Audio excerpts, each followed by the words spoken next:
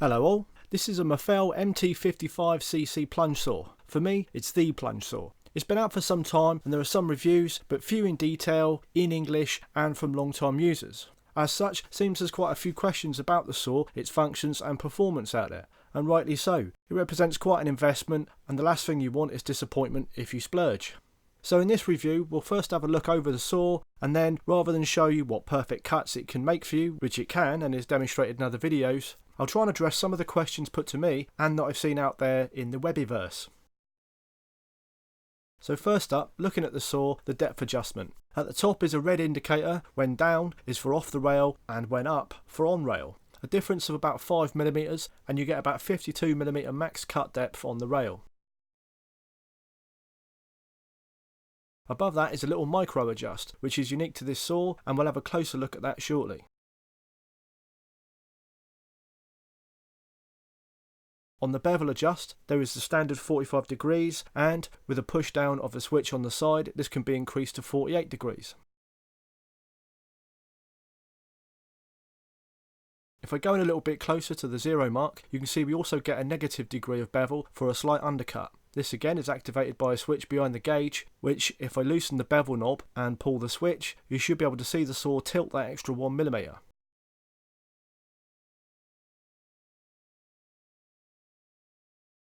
Lift the motor body a little and you can see the switch reset back to 0. Another interesting and I think unique feature of this saw is a locking mechanism for the bevel. This, unlike other saws, locks both front and back with just one knob by way of a rod and lever system that runs the length of the saw. With the saw at a bevel angle so we can see underneath, you can see the rod in action as I tighten. Isn't that clever?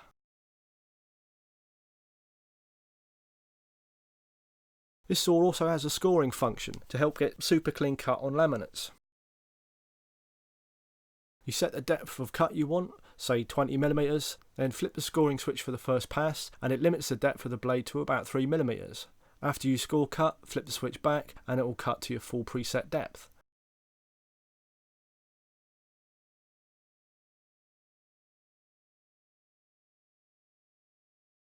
Now if I set our indicator to the off rail position, I can set the saw base directly on the table and show using the micro adjust to dial in a true 0 for the blade. The saw has an Allen for this stored on board. It's a subtle adjustment I know, but hopefully you can see the blade easing down slowly to meet the tabletop as I turn the micro adjust. This is a nice feature to ensure accuracy over time if you swapped out blades or using old ones after resharpens.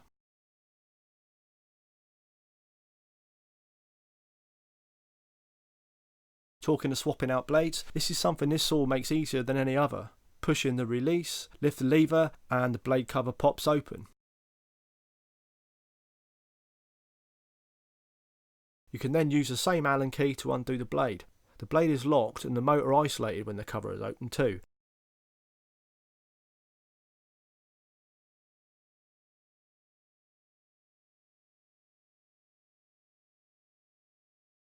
When done, pop the cover back up and lower the lever back down and you're ready to roll.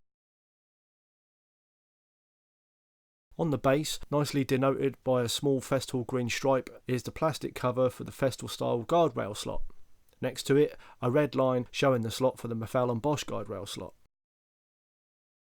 Looking underneath, the thin Mafell and Bosch rail slot is open and ready to use, but to use the Festool style rail slot, you need to remove the plastic cover via the 4 screws. You also get some adjustment to do away with any slot between the saw and the rail via 2 knobs on the top of the saw base. The motor is what Mafell call a Q-Prex. Mafell tell us it's something special, but I couldn't say one way or the other. What I can say is it's 1400 watts, extremely smooth, soft starting and cuts effortlessly. It has clever electronics that you can hear fluctuating the power as you cut to maintain blade speed. Another neat feature on the saw is 2 red markings on the side indicating front and rearmost of the blade at full depth, so you can plunge and cut up to your marks for say a sink cutout. There's also an aftermarket indicator for this to show the blade extremes at different depths too. To help with dust extraction, which is excellent, there's a little plastic cover that you can pull down to meet the workpiece. Does seem to make a difference dropping this down too. On to something people often ask about this saw. Do I miss a front handle, such as you get on pretty much every other brand of plunge saw, even the Bosch one which is made by Mafell? In a word, no. There's a ridged thumb rest on the front left base of the saw which I find just fine for balance or support. For most smaller sheet material cuts, I find it's a one-handed job. With the right blades and letting the saw do the work, cutting is pretty effortless. Never really felt I needed a full grip for both hands.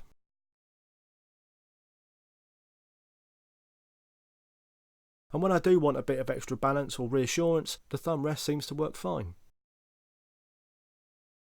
And one thing I've heard people mention quite often is what they call the overhang problem. To me, it's only a problem if you make it one, but before I say why, let's have a look at the problem. You've got your bench dogs set up to butt your guide rails up to. With a Mafell or Bosch rail, the saw base overhangs a narrow rail slightly, so you run into the dogs. Oh dear. But wait, this saw works on Festool style rails, so if you really want to work this way, don't buy the saw with the rail package and buy Festool, Makita or Triton rails instead. But wait, you really like the Mafell rails because the connector's so good. Thankfully, there are other bench dog options. My personal preference are these guide rail dogs with collars from benchdogs.co.uk. If you still want to use the technique of butting the rails up to the dog, just set the height via the collar to 5mm above the workpiece. Then the saw, overhang and all, will sail right over.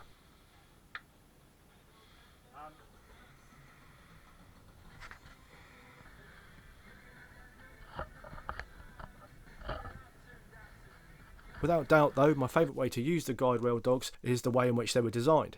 That is, attaching to the underside of the rail.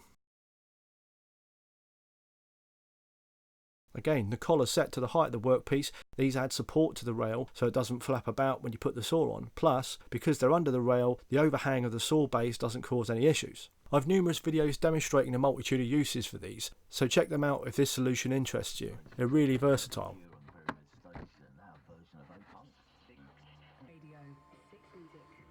BBC News at 4:30. I'm Adam Porter. The betting firm William Hill is blaming a change in gambling laws for a fall in profit. The next question, is the cut line the same at 0 and 45 degrees? Short answer, no.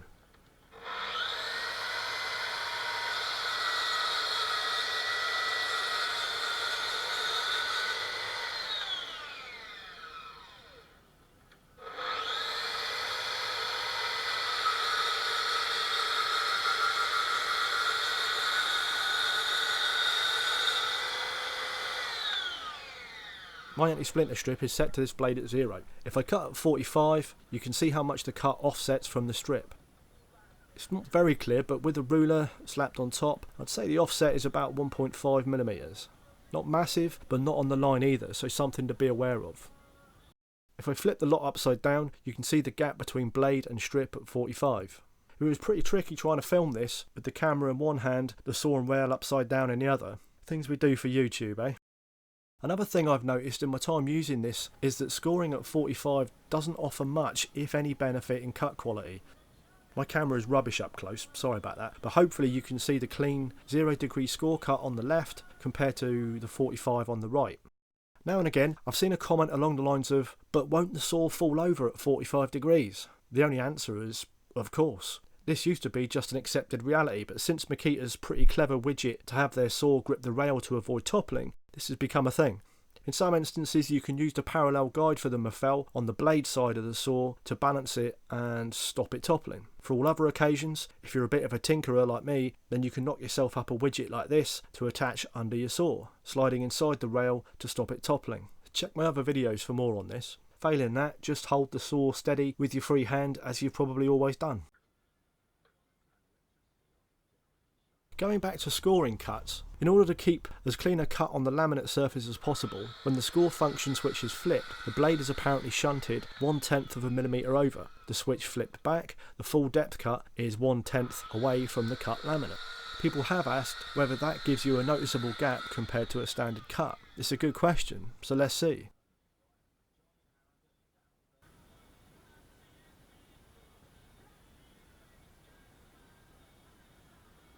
Those two score lines are just ones that we saw earlier.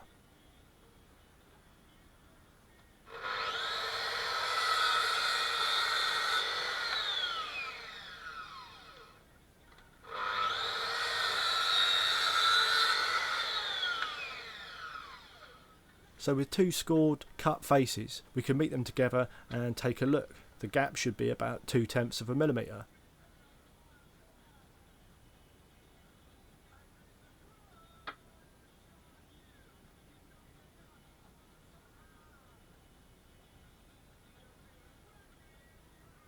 Well, does look like there's a tiny gap, but I could all but eliminate it by pushing the pieces together, even with one hand as I held the camera. If you were to meet two pieces like this for some reason, I can't see there being a gap issue if joined appropriately.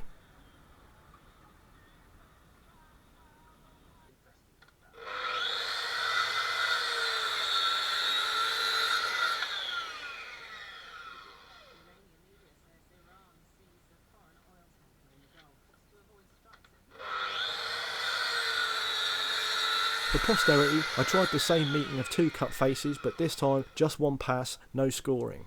Frankly, the resulting cut was chips, so it didn't really tell us much at all. I could simply have tried setting the saw to 3mm for a score cut manually, then do a full depth pass for a comparison, but well, I didn't. If you'd particularly like to see that comparison, or indeed if there's anything else you think I've missed, then go wild and crazy in the comments and let me know. Thanks for watching.